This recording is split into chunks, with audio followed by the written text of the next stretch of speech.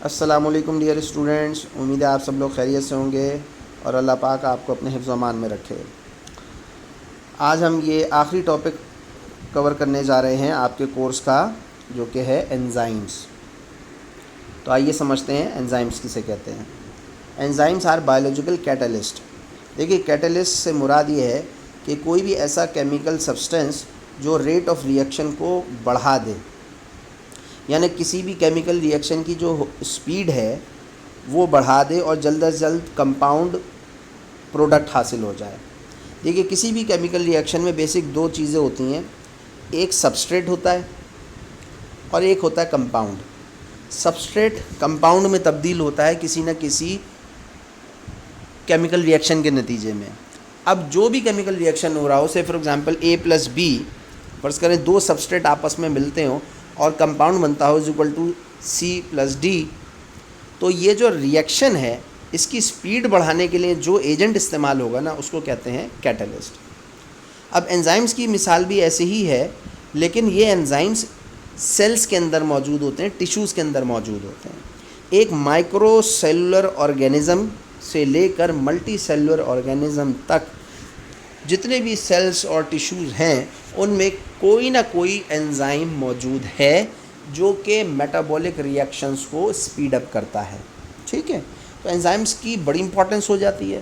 اب جب ہم کہہ رہے ہیں کہ دے آر بایولوجیکل کیٹالسٹ، تو ان کے بغیر ریٹ آف ری ایکشن جو ہے وہ فارورڈ ڈائریکشن میں سپیڈ اپ نہیں ہو پائے گا، تو ان کی موجودگی لازم و ملزوم ہے۔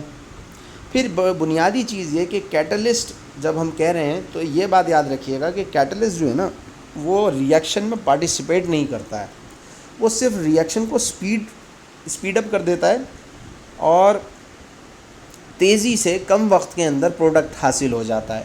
تو انزائمز بھی یہی کام کر رہے ہوتے ہیں، and they are biological catalyst. یہ کیمیکل ری ایکشن میں یوز اپ نہیں ہوتے، دے آر ناٹ کنزیومڈ۔ یہ بات یاد رکھیے گا کہ یہ کسی بھی کیمیکل ری ایکشن میں پارٹیسپیٹ ان اے سینس اس طریقے سے کرتے ہیں کہ ریٹ آف ری ایکشن کو تیز کر دیتے ہیں، انرجی آف ایکٹیویشن کو کم کر کے ریٹ آف ری ایکشن بڑھا دیتے ہیں۔ اور انرجی آف ایکٹیویشن کا مطلب یہ ہے کہ کم انرجی لگ کر جلد از جلد ری ایکشن ہو جائے اور پروڈکٹ حاصل ہو جائے۔ ٹھیک، سمپل ڈیفینیشن ہے۔ اچھا، اب یہ ایک ذرا سا ماڈل دیکھ لیجئے۔ اب سے فار ایگزامپل یہ ایک انزائم ہے۔ انزائم کی کچھ سائٹس ایسی ہوتی ہیں جو کہ کہلاتی ہیں ایکٹیو سائٹس، سے فار ایگزامپل یہ ایریا، یہ وہ ایکٹیو سائٹ ہے جو کہ کمنگ سبسٹریٹ کو جگہ دے گا اور اکوموڈیٹ کرے گا اور اس کے ساتھ بائنڈ کر لے گا۔